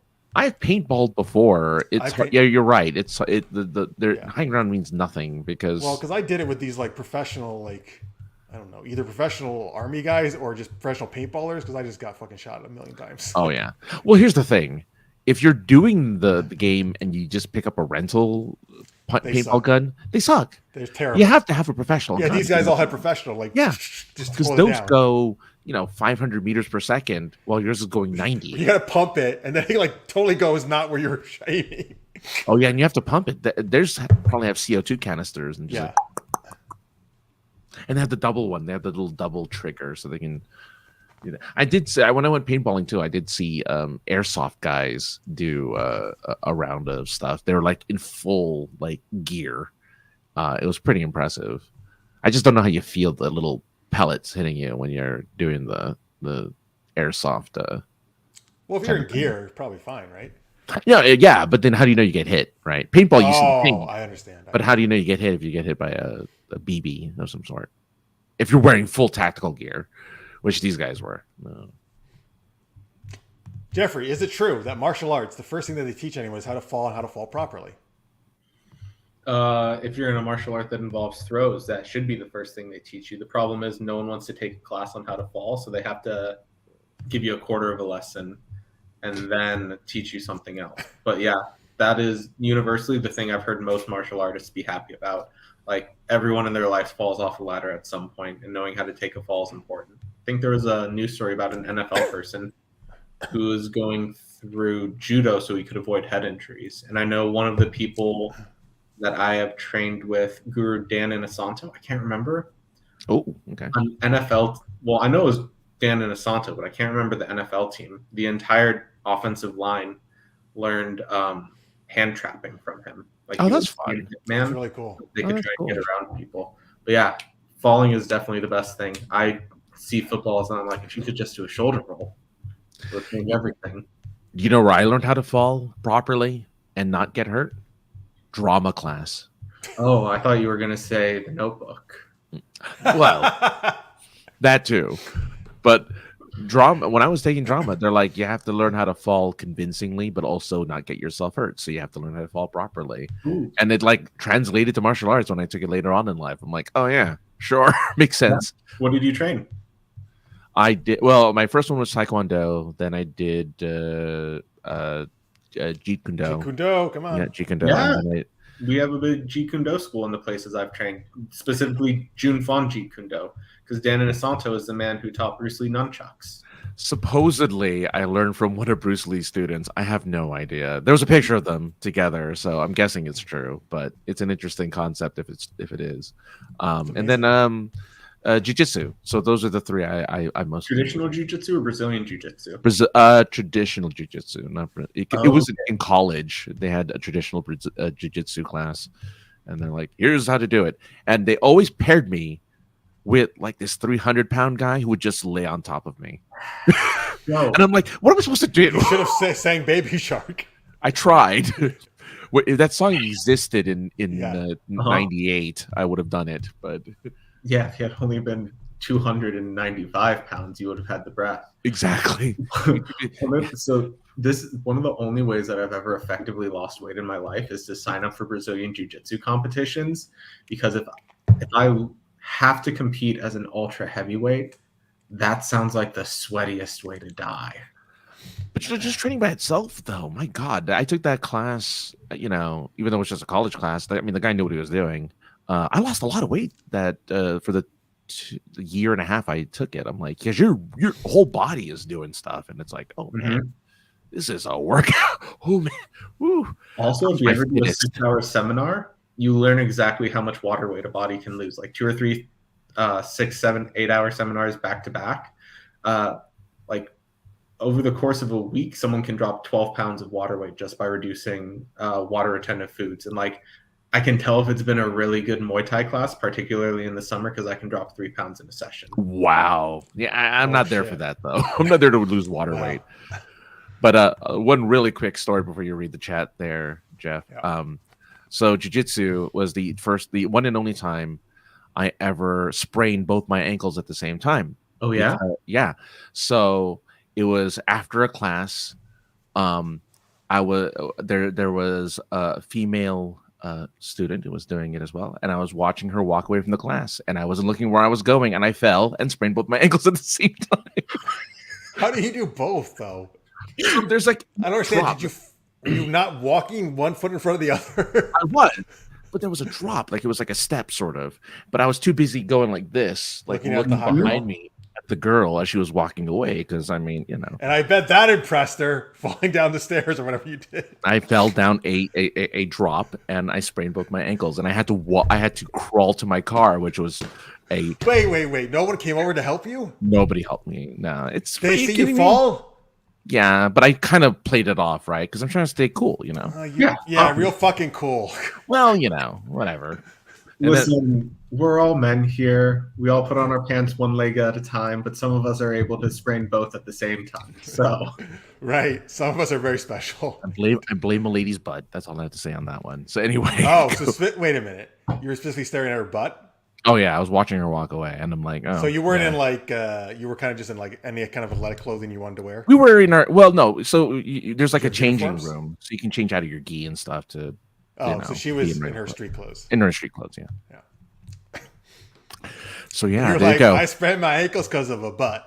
Not because of the class, which is you're being tossed around and rolling all over the place. No, it's because I was admiring somebody while walking. Nice butt. I wonder if you could look at the worldwide tripping statistics and correlate them with when yoga pants became publicly available.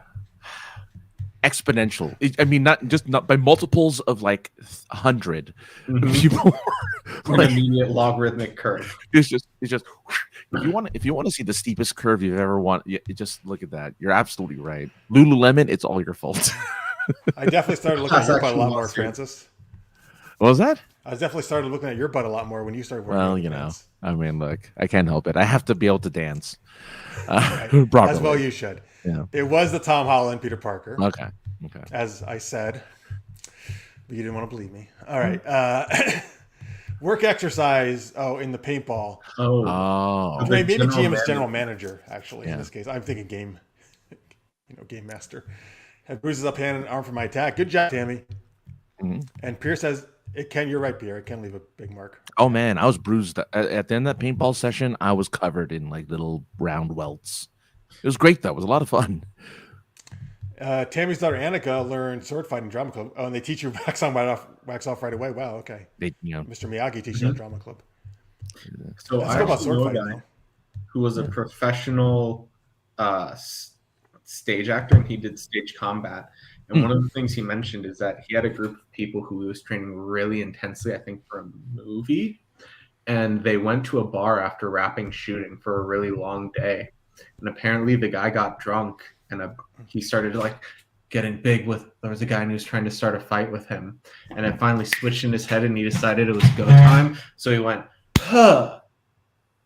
And the man was so confused that he was just like, I'm sorry, is this punked? Oh no! Because he did like a stage hit. Yep, went. Yeah. Ha! I gotcha, you rap scallion. Wait, did he actually hit him, or he hit his hand? No, he did. It's like, I think napping is what they call it. Yeah. He went offline and hit his own hand, so it sounded like he had made contact. And the man was so confused that it diffused the fight instantly. It's like best self-defense and worst self-defense I've ever seen at the same time. But see, that goes to your point where you do something weird to make them laugh or throw them off, and it works. Yeah. Mm-hmm. They're not expecting it. Really good one is just start crying and say, I'm not worthy. They love it. All right. Last thing of the night, viewer's choice, folks. Give us a topic you like, just some geeky style topic you want us to discuss. Sure. We will do so before we wrap things up tonight. Thank you again, everybody, for watching. We appreciate it very much. If you're in the live chat or if you're watching in post, we appreciate it just the same. Thanks for all the likes. Thanks for the subscriptions, the likes, the whatever else you can do on YouTube. all the stuff that you're doing right now. You can do a super chat. Remember, folks, if you don't want to do Patreon, you can do the little one-time donation true. as well. Yeah, little $sign underneath your chat bar there. And don't forget, Jeffrey Nix writing at gmail.com. If you want to hit him up, get on the newsletter, maybe get some free stuff if you guess correctly what character he wrote. Is that the deal? Yep. Yep. And you can go to Mages of Estima. I still wish it was Fistima, like it was a new style of martial arts, but that's all right. Mages of Estima. Mages of Estima. Why is he a leprechaun? Because it's something is usually Irish. I see. Right? So it's Mages of Wait. Estima. Were you being serious when you said you grew up in Ireland? No, not at all. Okay. I was like, wow, you really lost the accent. No. I was like, I got to ask about that if it was true. Okay, we got the new Ant-Man movie from Pierre, and who would win in a fight, Data or Terminator? Oh, let's do this first. This will be a shorter one, I think. Who would have fist fight, Data or the T-800 Terminator from? What'd you say? Did you actually see the movie though to be able to talk about it? What, the Terminator movie? No, the Ant-Man movie. Oh, well, I don't know. We can discuss what it looks like. I was just curious if you saw it. I haven't seen it yet. I'm going to see it this week probably. I'm going to go with the Terminator. And this one, I think. Data or the Terminator? Actually, I don't know. Well, what do you think? What do you think, Jeffrey? Data from Next Generation or the first Terminator? No, Data from Goonies. Now I'm going with Goonies. He has all the gadgets. He would figure out how to sabotage the Terminator. So Data from the Goonies would win hands down. And then if you want to get meta, the Data from the Goonies also ended up being the husband and Everything Everywhere All at Once. That's a good point. One of his versions knows awesome martial arts. Yeah. God, all right. I guess we're going with Data from the Goonies then. That's our choice. Also, the thought I had, and I think I actually heard this in the book, but I think it is the second best fighting advice I've ever heard, where someone was like, the first rule of unarmed combat is to immediately become armed. I mean, that's true. Immediately become armed? Yeah. So I'm thinking, so if we're talking about Data from Star Trek, it's Terminator. If it's Data from Goonies, he obviously takes the cake. Yeah. I mean, right. Data from, because here's the difference between Data, TNG Data and Terminator, T-800. You're right. They're both kind of armed because Data usually has a phaser on him, so he has a weapon. Terminator usually just has to steal a gun from somebody. But the biggest difference between Data and the Terminator is Data is fully functional. I knew it. You don't know the Terminator is not. Well, that's true because when he's naked, you haven't seen his. He has bits. Yeah. Terminator does have. Why do you think they put him in shadow? Exactly. Those parts that's of true. That crotch. Give me your. Terminator likes to go hard too. I'll tell you that. So, can I make a suggestion? Yes. I like progression fantasy, but I also try to write rational fiction. Okay. There is a slight difference between rational fiction and rationalist fiction.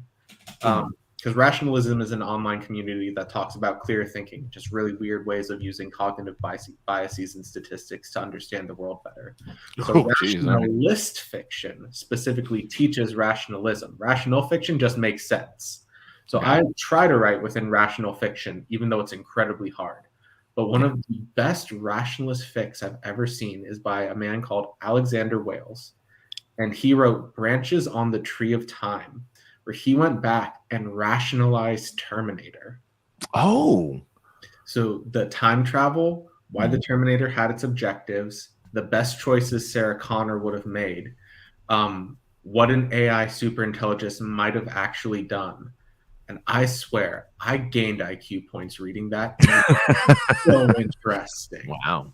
Oh, that's cool. Branches on the Tree of Time, completely free, by Alexander Wales. Anyone can read it. It's not particularly long. I think it'll take you 3-4 hours. Well, I'm looking it up because that actually sounds very interesting. There you go. Wow, there it is. I already found it. Also, a bluer shade of white.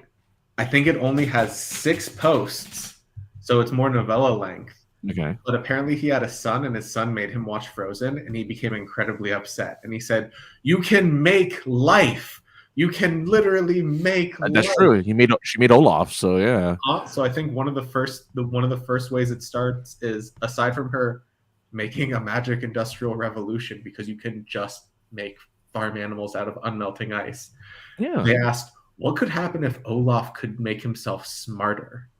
And I never learned more about AI than when someone got frustrated and wrote fanfic about Frozen. I'm telling you. Well, Scary thought. All right. Yes. Good night, Tammy, by the way.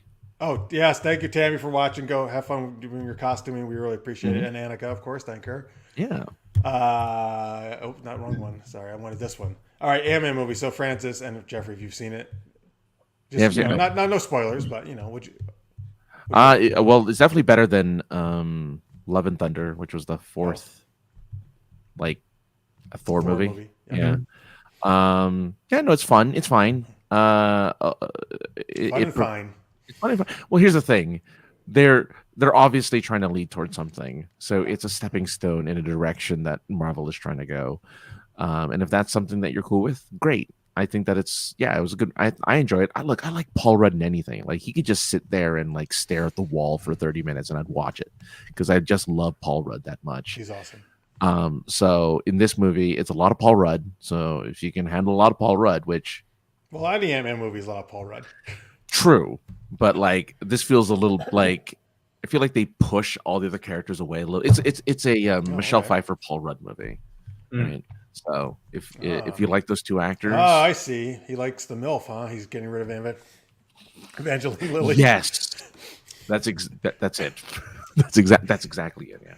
No, but it's a good time. And yeah, I'm actually super excited to see where Marvel goes from here, because they are setting some pretty big things up. And if it's a success, then awesome. If it's not, then, well, Endgame was a good place to stop. Would you tell me more about Love and Thunder? Because I remember the Taika Waititi, I think the third Thor that he did. Ragnarok, yeah. Yeah, and I was really interested in that. I've also just watched What We Do in the Shadows. Yeah. And so I really want to bet on him, but also I remember Ragnarok felt sort of off. Well, yeah. Oh, yeah, so Love and Thunder is, I feel like it's a lot of studio stuff that kind of hindered Taika Waititi's kind of his directorial style. So it's just a mishmash of just nonsense for an hour and a half. So if you know what the story is to that point, like and they show in the trailers, but there's like a female Thor, and so they don't do anything with it though. Like as usual, I guess they don't do anything with the villain, who is Christian Bale of all people, right? Like Zeus, a great right? actor. Is he Zeus? No, he's Hades? no. Hades? No, he's the God Killer. His name he's the God Killer. But no, Zeus is Russell Crowe. Oh, that's right. Which he's great. Russell Crowe's amazing. So there's a lot of fun stuff in it. Like, there's a lot of comedy and humor in it that can kind of pluck and be like, okay, that's cool. That's stuff I can hold on to. But for the most part, it's pretty shallow and pretty boring. But just to kind of see the cool actors that they put in the movie, and just kind of see how they interpret like this fourth chapter and where it goes from here. It's worth an afternoon. Do you guys ever watch a movie and you can really clearly tell, like, a rich executive who doesn't know about storytelling very clearly decided that this had to be in the movie? Oh yeah. This one's chock full of it.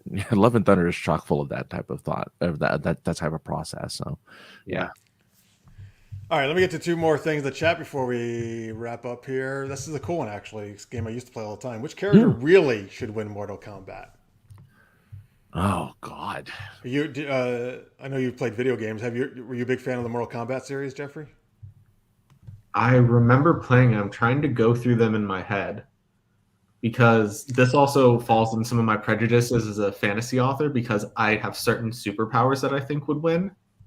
Oh, I mean, so I guess you would think Raiden, right? He's a god in reality, right? Rain Would is win. God. That's true. He's the Rain, only god that's in there, right? he is. I mean, Shang Tsung is not a god, right? No, but he can steal your soul. He has mystical powers, yeah. Yeah. Yeah. So I lean towards electricity just because I think that's one of the broken superpowers. It That is. and super speed. If anyone has super speed in a story, you cannot convince me that they wouldn't immediately win almost anything. I think the only place that has ever had realistic or semi-realistic handling of super speed is Wearing the Capes by Marion Harmon, because he emphasized rock, paper, scissors, where it's like, as fast as you are, if you're trying to punch Superman, it doesn't matter. You will never hit him hard enough. No. Elect- No. Yeah, exactly. Yeah. So electricity is one of the other ones that I feel is just absolutely broken. Do you know Yeah. the surface That's why of the Raiden lightning would win. Yeah, the surface of the lightning bolt is hotter than the sun, or at least hotter than the surface of the sun. Right. Right. Yeah. Yeah. Now- I mean, If you're just saying pure martial arts, take that away. I feel like Liu Kang is probably maybe the best pure martial artist in Mhm. Mortal Kombat. well, he's what, based off of Bruce Lee, right? I mean, that's kind of his sort of. Because there's other games that really use the Bruce Lee character more than that. But I think Johnny Cage, because he's based off of Jean-Claude Van Damme. he's the worst. Don't relate him to Jean-Claude Van Damme. That's what He's supposed what a to. diss on Van Damme. So they were trying to Johnny- get Van Damme for the original game. They wanted to use his likeness in the original game, and so instead they made Johnny Cage instead of Johnny Cage is Jean-Claude Van terrible. Damme. How about the super stretchy guy? Because if we're talking about long, skinny people, Well, that's Street Fighter. So now we're in a different game. oh, sorry, But that's okay because Pierre asked that. So you mean Daoism? Yeah. Dalsim. Dalsim? Yeah. Sorry. Which also, can we just talk about how hilarious it is that his superpower is yoga? Yoga fire. Hey, that's how he got so stretchy and bendy. Spits fire out of his. He has a yoga teleport. Like he uses yoga to teleport throughout the. I would love Alright, to see a remake where he ended up having to wear yoga pants. I mean, he has the body for it. Instead of throwing fire, he would just throw an extra large Starbucks cup. He throws a pumpkin spice latte. When, Well, when they would he's enjoy fighting. that. They were like, "Oh, thank you. I'm not going to fight anymore. This is delicious." So on one hand, because of that, he would be able to pay enough to have a bigger health bar, but he would have no critical hits. He would only have basic damage. Right, and then in the middle of the fight, he has to pick up his kids from soccer, because he's of course a soccer mom as well as a pumpkin spice latte aficionado in all his Lululemon. Lots of people in Street Fighter throw things though, like fireballs and other kind of projectiles. So it's not just him, right? Lots of people create things that are That's not true. realistic. But they don't chalk it up to like yoga, right? No, but they chuck. But why is yoga less real than karate? Well, because it's not like you're doing downward dog and all of a sudden a fireball comes out of your. But why would doing this create a fireball either? It would not.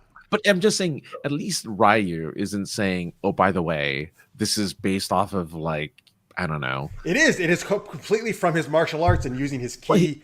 Right? No, or I his- understand that, his but Jun. he's not calling it like I don't know, a Taekwondo fireball or something. Like he's not yeah. he's not Okay, so associating. you it said with that it's called yoga fire. You don't like Right. that part. Yeah. He's not associated. So you rather be. So you like Haruken instead. You like what says it Yeah. sounds cool. Yeah, It does sound way cooler. I agree. Yes. Uh-huh. The other thing is, interestingly enough, if you look at some of the schools of Taoism, they did have very strong beliefs about developing superpowers and immortality.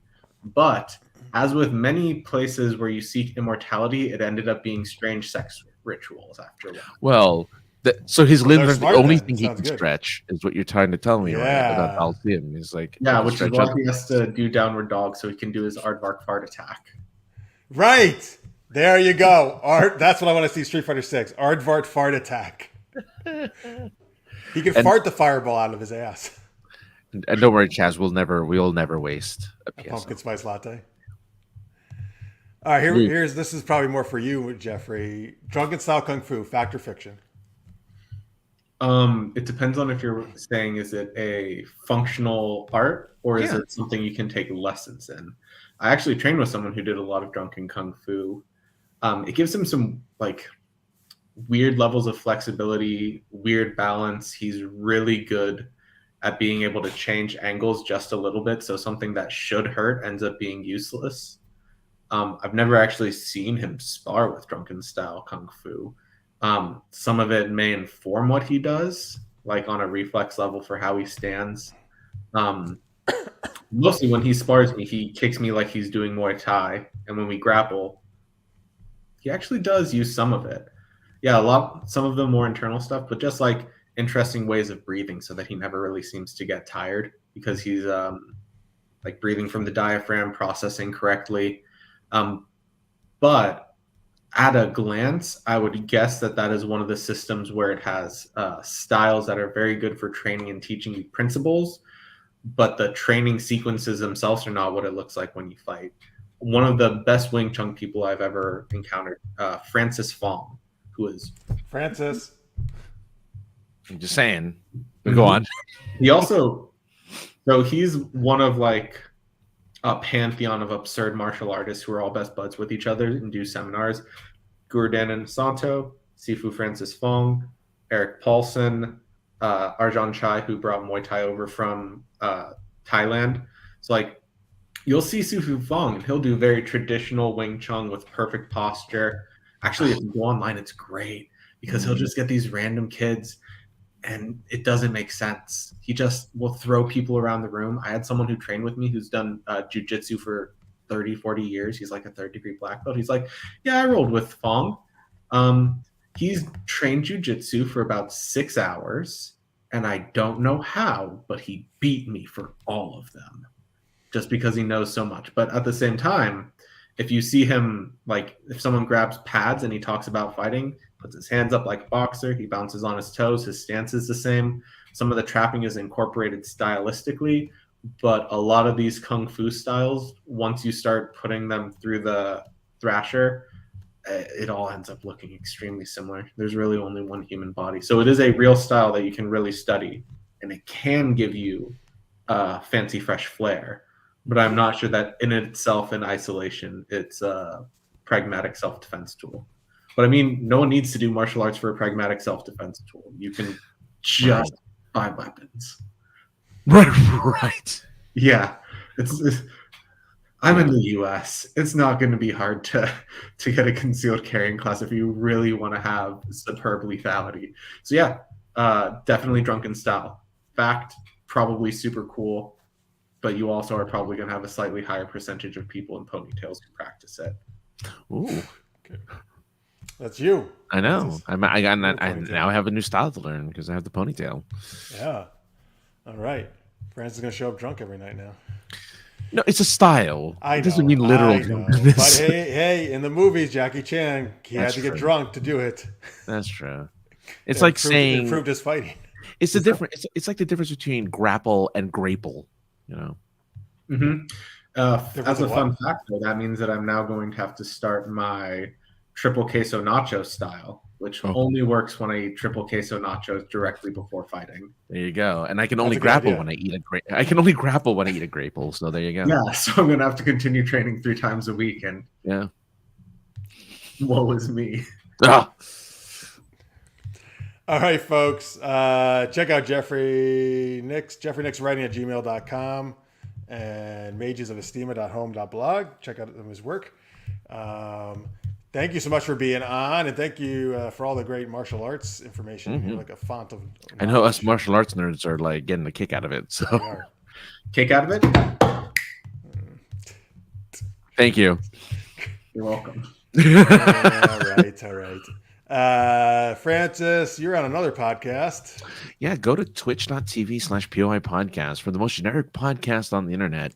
You get to hear myself and Josh, who just recently announced that we are actually going to be doing another not really another show, but I mean, it is and it isn't. but we're going to be a part of because it's on the same This day. is the weirdest announcement ever. Going to be in the same hour, but if you're free on a Tuesday at 6:30 Pacific, 7:30 Mountain, you can watch us talk about either just random stuff or pop culture, which is what we're going to start doing soon. So go check it out. And yeah, I don't have anything on sistersarcasm.net right now because I haven't started my. That's not true. You have old stuff on there. I have old stuff there. It's like it's not a blank page. It's not. So if you want to listen to old podcasts or whatnot, you can go there. Hopefully, I'll think of some. I haven't thought of anything for a new show, but I think I really want to get back into doing a single mic show. And then, yeah, supergeekedup.com is where you found this. Yeah. Somehow. So check out all our other stuff. We got gaming videos, Super Knocked Up, my series, all the good stuff over the YouTube channel you can check out. And books. Lots of books. There are, but yes, you can get books, including we have one coming out in about a month or so, a new anthology. Tales of Monstrosity, Monsters, Myths, and Miscreants. Ooh, nice. If you ever do a ghost anthology, let me know. I've got a short story that's... Oh, where you're punching a ghost in the... No, but as a fun fact, I do have a web serial in my mind that is called Ghost Puncher, where the entire thesis is you have very expensive exorcists and a simple man who learns how to punch ghosts. Nice. Punch a ghost out of you. Great title, too. Ghost Puncher. I love it. Mm-hmm. And folks, Francis, you can talk about this if you like. Not that. If you like to be able to, that was our other book. Sorry, I hit the wrong thing. I mean, you can go read that. I mean, sure. This is our Dragons book, Dragons of a Different Tale. That's an anthology. That'd be awesome. If you want. Yeah. Hey, we're apparently people are still getting it. Yeah. A couple of people are every. We get a little bit of money every month. Couple months or so. Yeah. People are getting the book. It. But what Francis really needs help with is, unfortunately, kidney stuff. Oh, yeah. Hey. Oh, Jalou normally says something, but maybe he went to bed early. Yeah. Hey, look. For you. Oh, well, yeah. Well, thank you. Yeah, we don't have to bring it up every episode. I feel like oversaturation is fear. And thank you for asking. Yeah. Look. Hey, look. Yeah. Hey. I don't have any my kidneys don't function anymore, which is kind of fun. You wonder how I function as a normal person? It's not that easy. It's actually really tough. Mm-hmm. But I'm here anyway to do fun stuff with you guys. But if you want me to keep doing it without having to suffer through, dialysis and all that stuff, well, guess what? I can use a kidney. 10 years is the waiting time for a kidney in Southern California. So if you don't want to wait 10 years to get a new kidney, go and take the questionnaire, put my name, my birth date, which is Francis Fernandez at November 8th, 1980. Put that information in there. And if you're eligible, some random people are going to call you up and say, hey. All right, not random. People from the UCLA kidney people usually will call you up. It's like, these guys on the street will just call you and like, it's like, hey, I hear you got a kidney. Yeah. You selling? We got to buy you. Once you keep practicing drunken kung fu, needs a new kidney. He needs it because that's all he's been doing for the last 50 years was drunken kung fu. We can't stop him. Anyway, so if you want to do that, that'd be great. And just share if you don't want to, that's cool too. But if you want to spread the word, just so that maybe there's someone out there who's just like, yeah, I like to be weird and donate kidneys. Let's do it. So please go ahead and share that information if you can. All right. Yes. Thank you, folks. Thank you again for watching. And we really appreciate your support. You guys are awesome. And thank you for all the great suggestions in the chat for our acronyms and other stuff. Yeah. Hey, we'll be back next week. Of course, as usual, Wednesday night, 10 p.m. Eastern, 7 p.m. Pacific. Until then, thanks again to Jeffrey and all you guys. But until then, stay geeky, everybody. We'll see you soon. Bye.